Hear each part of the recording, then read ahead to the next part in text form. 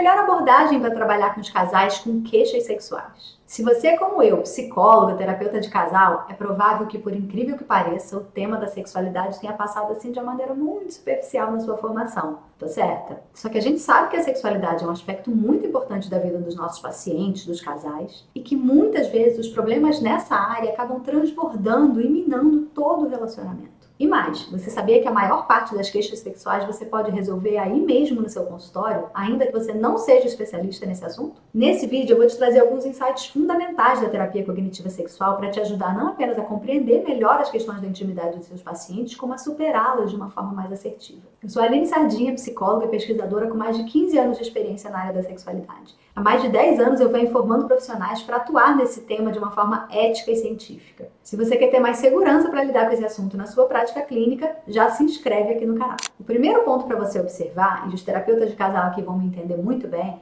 é como se constroem as fronteiras entre a sexualidade individual e a sexualidade compartilhada. Quando duas pessoas se encontram e passam a formar um casal, a gente tem dois mundos de sexualidade individual que se combinam e passam a construir alguma coisa juntos que a gente vai chamar de uma sexualidade compartilhada. Entretanto, tem muitas crenças na nossa sociedade de que um casal que realmente se ama, um casal de longo prazo, vai passar a ter uma sexualidade compartilhada apenas, não existindo espaço para as sexualidades individuais. Sabemos que isso na prática não é verdade. E muitas vezes os problemas vão passar exatamente por esses acordos que não contemplam a existência de sexualidades individuais para além dessa sexualidade do casal. Então, sua primeira tarefa é mapear o que é a sexualidade compartilhada e quais são os aspectos das sexualidades individuais que podem estar contribuindo para aquele assunto. E aí você vai me perguntar, será que eu preciso fazer entrevistas individuais? Eu apostaria que sim, pelo menos nesse primeiro momento, sobre esse tema, exatamente por conta do tabu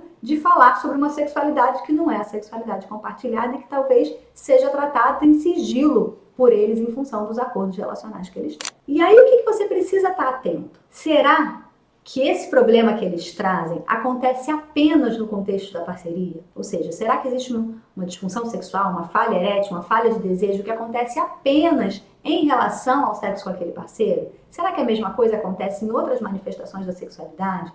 Ou com outras parcerias, ou com a masturbação, ou mesmo nas fantasias, em outras vivências possíveis da sexualidade. Então é importante que a gente possa conhecer um pouquinho das sexualidades individuais, para que a gente possa entender como isso se traduz no quadro que a gente está vendo sobre a sexualidade compartilhada. Além disso, é importante a gente entender quais são as crenças que essas pessoas têm sobre as fronteiras entre a sexualidade compartilhada e a sexualidade individual. A gente vai desde casais que vão entender que agora nós somos duas metades da laranja que viraram um e não tem espaço para nada mais entre nós.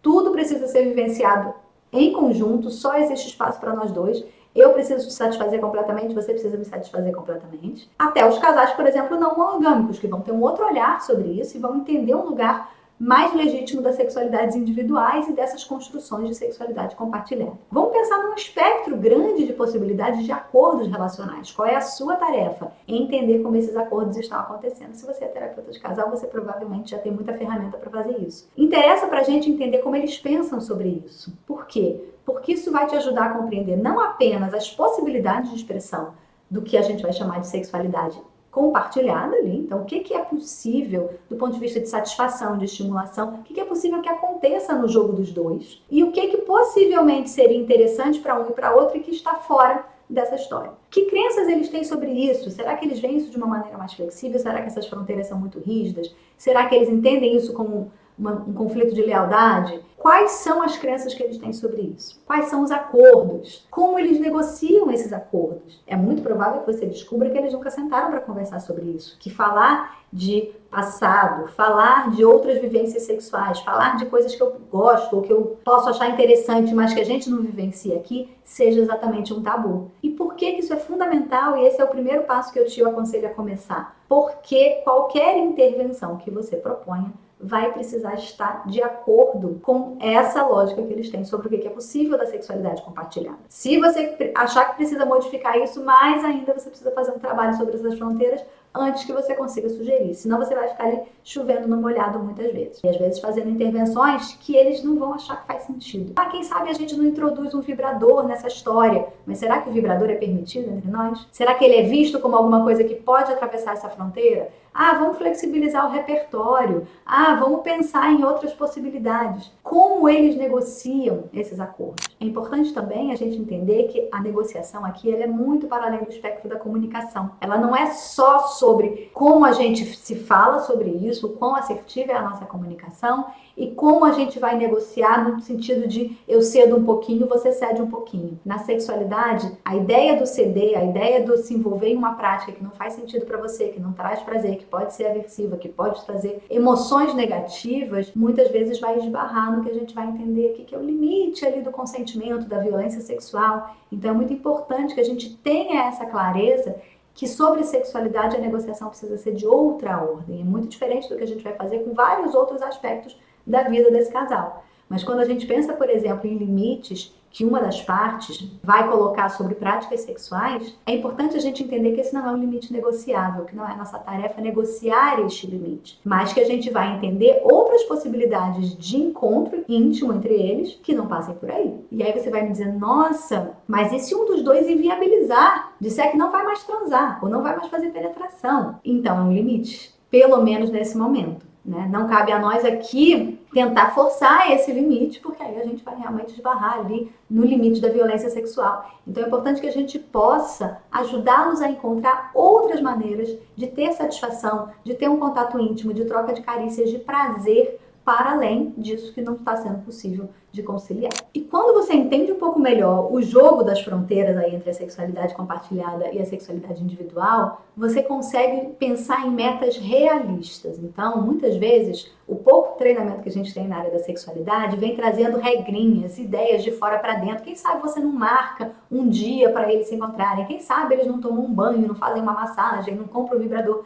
Enfim, esses clichês que a gente já sabe, que muitas vezes vocês acabam repetindo no consultório. E quando a gente pensa de fora para dentro, muitas vezes a gente vai acabar não só arranhando o nosso vínculo terapêutico com esse casal, porque a gente está propondo intervenções que não fazem sentido para eles, mas que às vezes vai fazer sentido para um dos dois e que vai virar uma quebra de acordo entre eles. Então, se você está trabalhando com um casal, é importante que você entenda como eles estão pensando sobre isso para que a gente possa realmente fazer metas que possam ser alcançadas e que façam sentido para eles, sem que isso ultrapasse nenhum limite aí do que a gente consideraria uma violência. Além disso, é importante que você conheça as crenças sexuais dos seus pacientes. Como eles pensam sobre sexo? O que eles acham que é uma sexualidade normal? Tem algumas ferramentas que a gente pode usar para isso, por exemplo, aqui o baralho da sexualidade. Tem algumas coisas que a gente pode trazer para tornar isso mais lúdico, mas a ideia aqui é, se eles tivessem que ensinar para alguém o que é um sexo normal, o que precisa acontecer com um sexo normal, o que eles acham que está esquisito, o que eles acham que é um sexo que é errado, que é pecado, você precisa ter um pouco dessa clareza para que você possa compreender como essas crenças estão moldando a maneira como eles decidem se relacionar.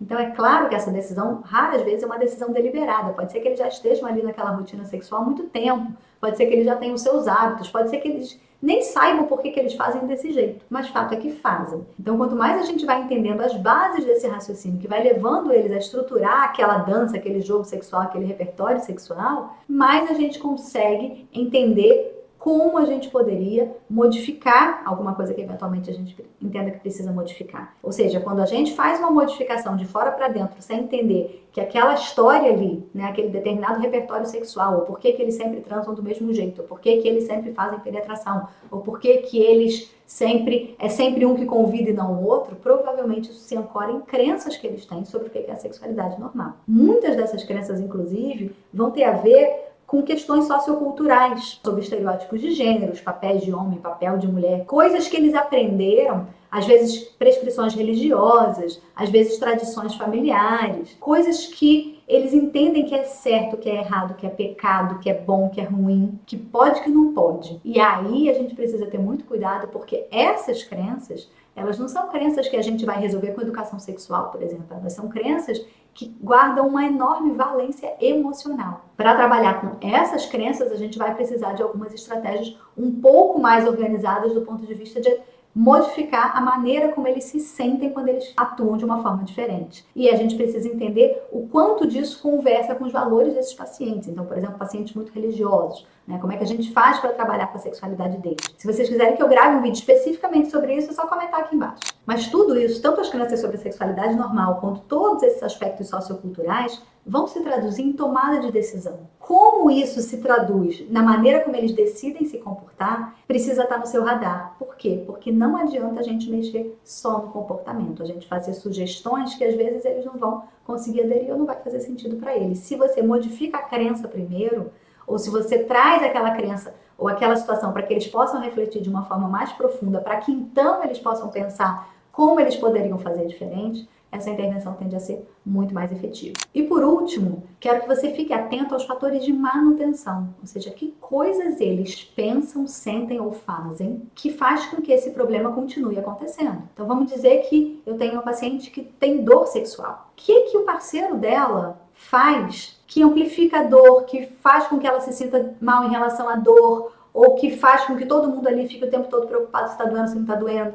Enfim, tudo isso que a literatura mostra pra gente que atua como fator de manutenção. Se eu tenho um paciente que está com menos desejo sexual e aí a parceira dele se sente muito incomodada com isso, ela acha que ela não é amada, como essas crenças dela e a maneira como ela reage interferem na queixa dele? Como eles se alimentam reciprocamente numa circularidade que vai fazer com que essa situação se mantenha e vá aos poucos se deteriorando, e às vezes transbordando para o resto do relacionamento. Então, quando você consegue mapear isso de uma forma mais assertiva, mais estruturada, você consegue ter um mapa melhor sobre como atuar, quais são realmente os fatores que precisam ser alvo da sua intervenção. A terapia cognitiva sexual ela é uma proposta que integra os paradigmas sistêmico, cognitivo e comportamental às evidências científicas na área da sexualidade. Então, tudo que a gente sabe do ponto de vista teórico que é importante, aplicado ao contexto da sexualidade. Como é que a gente traduz as mesmas lógicas que a gente já trabalha em outros contextos, tanto da terapia cognitivo comportamental quanto da terapia sistêmica, aplicado às questões da sexualidade, à luz de tudo que a ciência da sexualidade mostra. É esse olhar baseado em ciências da terapia cognitiva sexual que faz com que a gente tenha ferramentas e intervenções que vão te ajudar a entender de uma forma mais prática, mais objetiva as questões da sexualidade do seu paciente. Então, quando você aprende a inserir os conhecimentos sobre a sexualidade no seu raciocínio clínico em terapia de casal, você vai conseguir não apenas compreender muito melhor quais são os elementos realmente importantes na queixa sexual dos seus pacientes, como atuar de uma forma muito mais segura e científica em relação a eles. Se esse vídeo fez sentido para você, então já se inscreve aqui no canal, ativa o sininho que sempre tem conteúdo traduzindo a ciência da sexualidade para a sua prática clínica. E a gente se vê no próximo vídeo.